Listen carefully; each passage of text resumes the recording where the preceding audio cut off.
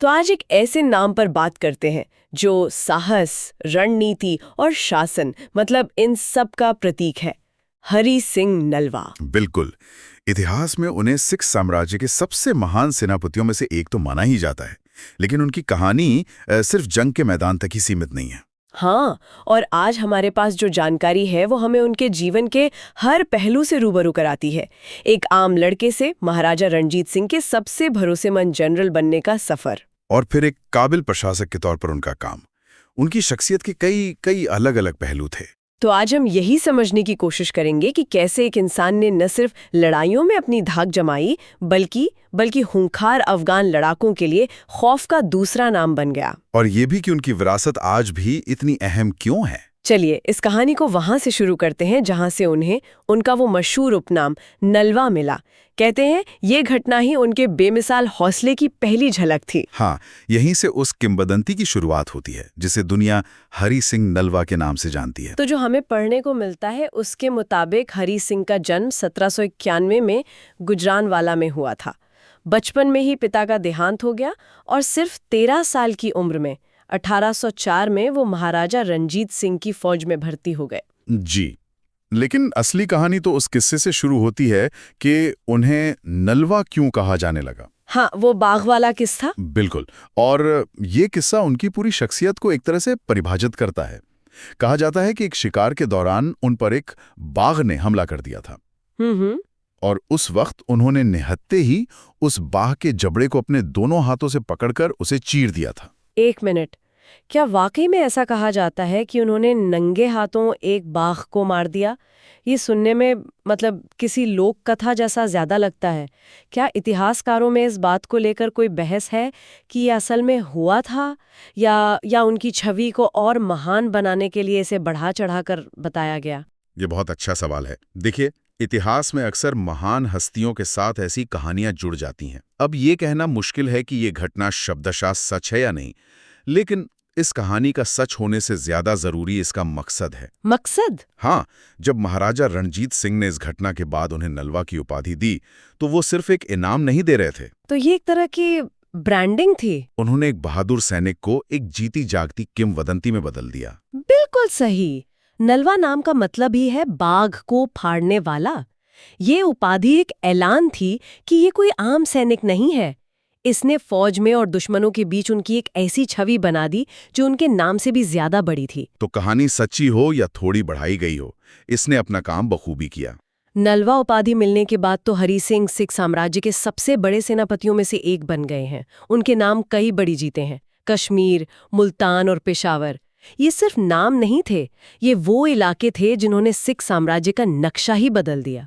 और इन जीतों का रणनीतिक महत्व बहुत गहरा था। खासकर खैबर दर्रे और अफगान सीमा तक साम्राज्य को फैलाना ये कोई छोटी मोटी कामयाबी नहीं थी।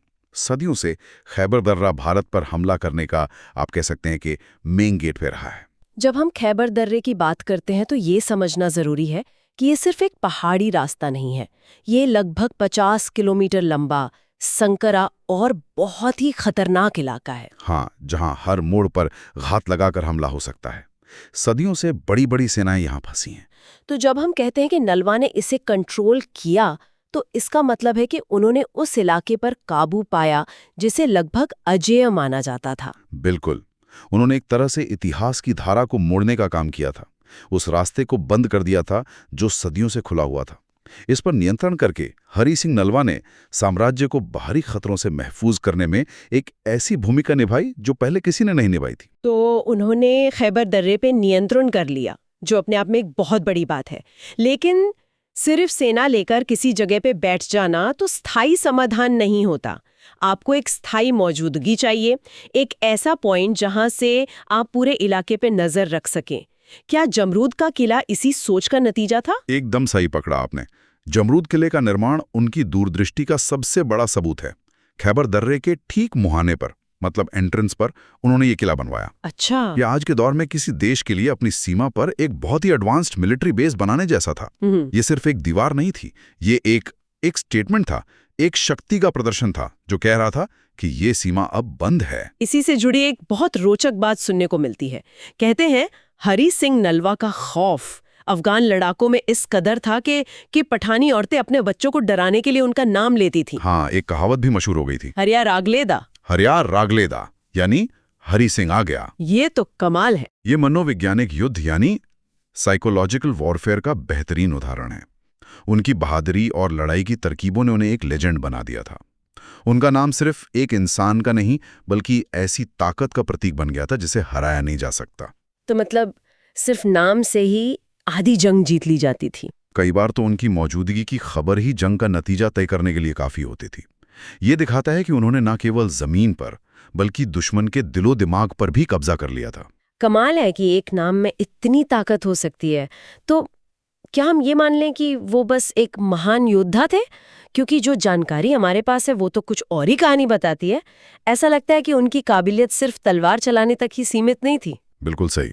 और यही बात हरि सिंह नलवा को कई दूसरे महान सेनापतियों से अलग करती है। उन्होंने जिन इलाकों को जीता, खासकर पेशावर और उसके आसपास के इलाके, वहां उन्होंने सिर्फ कब्जा नहीं किया, उन्होंने वहां एक स्थायी और असरदार शासन व्यवस्था कायम की। ये बहुत अहम बात है। अक्सर जीतने वाले सिर्फ जीत पर ध्यान देते हैं, हुकूमत चलाने पर नहीं। उन्होंने किस तरह के सुधार किए? पेशावर जैसा इलाका, उसे संभाला तो बहुत मुश्किल रहा होगा। बहुत मुश्किल। उनकी असली दूरदर्शिता इस बात में थी कि उन्होंने जीते हुए इलाकों को सिर्फ लूटा नहीं, जैसा उस दौर में होता था। पेशावर जैसे इलाके में जहां कबायली कानून चलता था और हर कबीले के अपने नियम थे, वहां उन्होंने एक स्टैंडर्डाइज्ड टैक्स सिस्टम लागू किया। एक स्टैंडर्डाइज्ड टैक्स सिस्टम, ये क्रांतिकारी कैसे था? टैक्स तो हर राजा लेता है। हाँ, लेकिन वहां टैक्स लेने का कोई एक तरीका नहीं था। ताकतवर कबीले अपनी मनमानी करते थे। नलवा ने जो सिस्टम बनाया, उससे लोगों को पहले से पता था कि उनसे क्या उम्मीद की जा रही है, कितना टैक्स देना है। ये मनमाने फैसलों से बचाता था। अच्छा। तो ये सिर्फ पैसा इकट्ठा करना नहीं था, ये उस अशांत इलाके में स्थिरता और एक तरह की प्रिडिक्टेबिलिटी लाने का एक तरीका था। लेकिन ये इलाके तो हमेशा से अशांत रहे हैं। क्या सिर्फ नया कानून बनाने से काम चल गया? क्या उन्होंने स्थानीय कबीलों के साथ कोई समझौता किया या पूरी तरह से सैन्य बल पर ही निर्भर रहे? बहुत अच्छा सवाल है। उन्होंने दोनों का मिश्रण इस्तेमाल किया, जिसे कैरेट एंड स्टिक पॉलिसी कहते हैं। अच्छा। एक तरफ उन्होंने जमरूद जैसे किलों का एक नेटवर्क बनाया ताकि किसी भी बगावत को तुरंत दबाया जा सके, तो दूसरी तरफ उन्होंने स्थानीय कबीलाई नेताओं को अपने प्रशासन में छोटी मोटी भूमिकाएं भी दी ताकि उन्हें लगे कि इस नए निजाम में उनकी भी हिस्सेदारी है। मतलब उन्होंने ताकत भी दिखाई और साथ में जुड़ने की कोशिश भी की। बिल्कुल। इससे भी बढ़कर उन्होंने ये सुनिश्चित किया कि व्यापार के रास्ते सुरक्षित रहें। जब व्यापार सुरक्षित होता है तो अर्थव्यवस्था को फायदा होता है, लोगों की जेब में पैसा आता है, और जब लोगों का फायदा होता है तो वो बगावत कम करते हैं। तो ये सिर्फ ताकत का प्रदर्शन नहीं था, ये एक बहुत ही स्मार्ट शासन था। हाँ, वो समझते थे कि साम्राज्य की असली ताकत उसकी प्रजा की खुशहाली में होती है। हर महान कहानी का एक अंत होता है।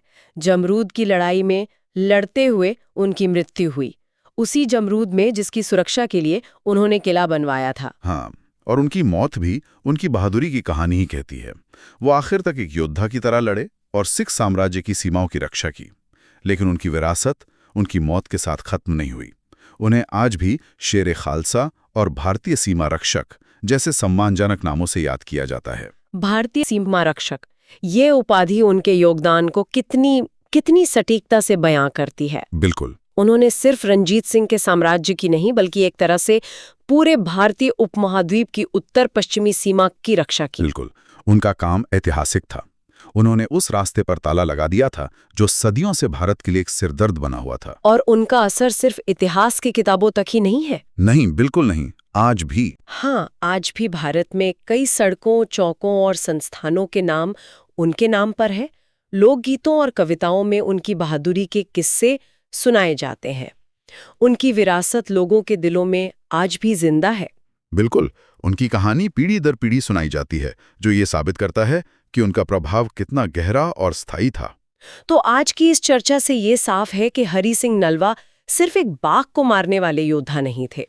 वो एक बेहतरीन रणनीतिकार थे, एक साम्राज्य निर्माता थे और एक काबिल प्रशासक थे। उन्होंने न सिर्फ खैबर दर्रे पर भारतीय नियंत्रण स्थापित किया, बल्कि अपनी बहादुरी और समझदारी से इतिहास का रुख बदल दिया। उनकी कहानी ये दिखाती है कि एक महान लीडर में फौजी काबिलियत और प्रशासनिक सूझबूझ का संतुलन होना कितना जरूरी होता है। उन्होंने न केवल सीमाएं जीती, बल्कि वहां एक व्यवस्था भी बनाई जो उनकी दूर की सोच का सबूत है। वो शायद ये जानते थे कि असली किले ईंटों और गारे से नहीं, बल्कि अच्छे शासन और जनता के भरोसे से बनते हैं। ये सब जानने के बाद एक सवाल मन में उठता है।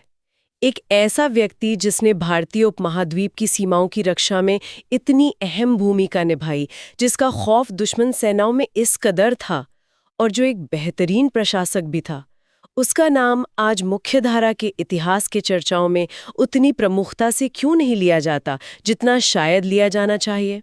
ये एक सवाल है जो सोचने पर मजबूर करता है।